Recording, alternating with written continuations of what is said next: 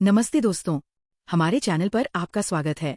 आज हम आपको एक ऐसी अद्भुत कथा सुनाने जा रहे हैं जो हमें बताती है कि कैसे इस ब्रह्मांड की रचना हुई।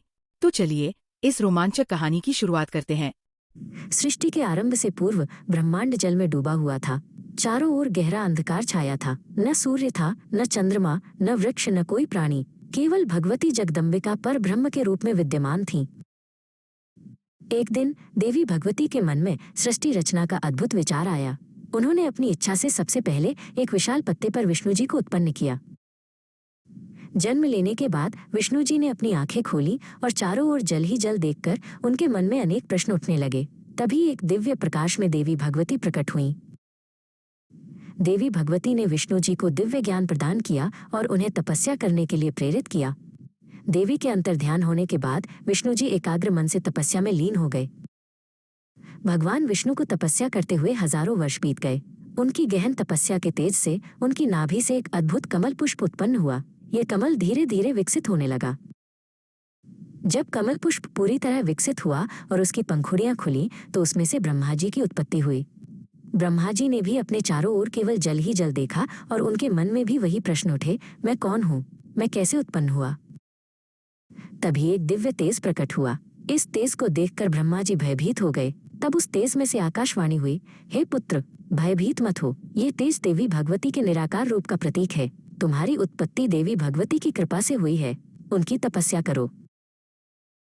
ब्रह्मा जी ने भी देवी भगवती की आज्ञा मानकर तपस्या आरंभ कर दी। तत्पश्चात देवी भगवती ने अपनी इच्छा से भगवान शिव की उत्पत्ति की। अब तीनों देव ब्रह्मा जी, विष्णु जी और शिव जी देवी भगवती की गहन तपस्या में लीन हो गए। हजारों वर्षों तक उन्होंने एक साथ तपस्या की। अंत में देवी भगवती साक्षात प्रकट हुई और तीनों देवों से बोली, हे त्रिदेवों, तुम्हारे अंदर मेरी ही शक्ति समाहित है। तुम्हारी उत्पत्ति का उद्देश्य सृष्टि का कार्य सुचारू रूप से चलाना है। ब्रह्मा जी सृष्टि की रचना करेंगे, विष्णु पालन करेंगे और शिव जी संहार करेंगे। इतना कहकर भगवती ने त्रिदेवों के लिए 3 विभिन्न लोकों, ब्रह्मलोक, विष्णुलोक और शिवलोक का निर्माण किया। देवी भगवती की आज्ञा से त्रिदेवों ने अपने अपने आसन ग्रहण कर सृष्टि रचना का कार्य आरंभ कर दिया। ब्रह्मा जी ने अपनी रचनात्मक शक्ति का प्रयोग करते हुए सबसे पहले 5 तत्वों पृथ्वी, जल, अग्नि, वायु और आकाश माइनस की रचना की। विष्णु जी ने देखा कि ब्रह्मा जी किस प्रकार सृष्टि की नींव रख रहे हैं। वे जानते थे कि उनका कार्य इस नवनिर्मित ब्रह्मांड को संजोना और उसकी रक्षा करना होगा। वहीं शिव जी भी इस विशाल रचना को देख रहे थे। वे जानते थे कि उनका कार्य संहार का है, जो सृष्टि के चक्र को पूर्ण करने के लिए आवश्यक है ताकि नया जीवन उत्पन्न हो सके। ब्रह्मा जी ने फिर विभिन्न प्रकार के वृक्षों, पौधों और अनगिनत पशु पक्षियों की रचना की। हर कोने में जीवन का संचार होने लगा। विष्णु जी ने यह सुनिश्चित किया कि हर प्राणी को अपना स्थान मिले, हर नदी सही दिशा में बहे और हर पर्वत अपनी जगह पर अटल रहे।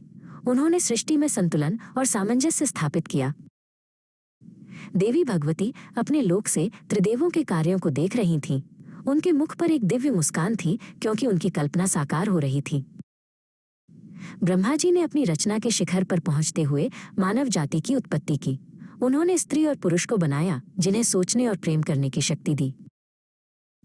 विष्णु जी ने मानव जाति को ज्ञान और धर्म का मार्ग दिखाया। उन्होंने उन्हें सिखाया कि कैसे एक दूसरे के साथ सद्भाव से रहना है और प्रकृति का सम्मान करना है। शिव जी ने यह सुनिश्चित किया कि जीवन का चक्र चलता रहे। जन्म, मृत्यु और पुनर्जन्म का ये शाश्वत नियम ब्रह्मांड के संतुलन के लिए आवश्यक था। एक दिन तीनों देव ब्रह्मा जी, विष्णु जी और शिव जी देवी भगवती के लोक में एकत्र हुए। उन्होंने अपनी अपनी उपलब्धियों और चुनौतियों पर चर्चा की। देवी भगवती ने उन्हें आशीर्वाद दिया और उन्हें आगे के कार्यों के लिए दिव्य शक्तियां और ज्ञान प्रदान किया। उन्होंने उन्हें बताया कि ब्रह्मांड का विकास निरंतर जारी रहेगा। त्रिदेवों के संयुक्त प्रयासों से ब्रह्मांड फलता फूलता रहा। आकाश में तारे चमकते रहे, ग्रह अपनी कक्षाओं में घूमते रहे और पृथ्वी पर जीवन समृद्ध होता रहा। हर जगह शांति और व्यवस्था का साम्राज्य था। देवी भगवती की इच्छा से निर्मित ये ब्रह्मांड एक अद्भुत और सामंजस्यपूर्ण रचना बन गया था। इस प्रकार देवी भगवती ब्रह्मांड की जननी सदैव पूजनीय रहीं। उनकी शक्ति और प्रेम से ही ये समस्त सृष्टि संचालित होती है। दोस्तों, आज की कहानी यहीं समाप्त होती है। हमें उम्मीद है कि आपको ये पसंद आई होगी। कहानी पर अपनी प्रतिक्रिया कमेंट में जरूर दें और ये भी बताएं कि आप अगली कहानी किस विषय पर सुनना चाहते हैं। अगर आपको वीडियो पसंद आया हो तो इसे लाइक और शेयर करें और मेरे चैनल को सब्सक्राइब करना न भूलें ताकि मैं आपके लिए और भी अच्छी कहानियां ला सकूं।